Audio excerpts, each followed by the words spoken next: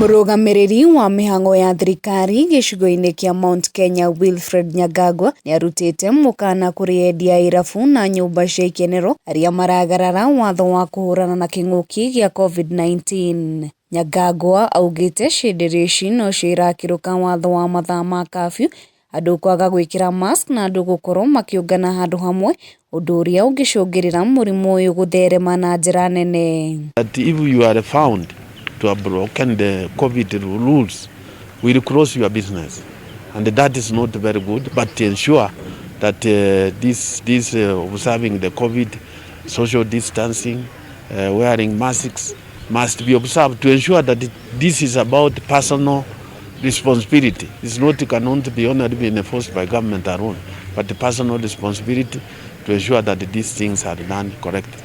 Nĩorĩtie mũingĩ wa kaunti iria itahingĩtwo gwĩthema gũthiĩ kaunti ithano iria ihingĩtwo nĩguo gũcokia ũgwatania wa mũrimũ ũyũ na thĩ. Nyangagwa ekwaragia hĩndĩ ya ũnyabari wa kĩgeranio gĩa KCSE kaunti-inĩ ya Nyandarua. The entire population, or wananchi, to ensure that this lockdown is observed.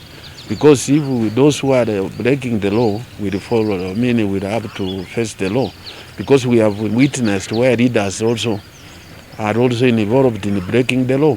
So what we want to ensure that people who are in those locked areas must remain there. Don't also be able to move to the other safe places, like the other the 4 counties that we are remaining, to ensure that this pandemic is contained, so that life can go to a normal area. Ngĩribotera Kameme TV kuma kaunti ya Nyandarua, rĩakwa nĩ Mũthoni wa Kĩere.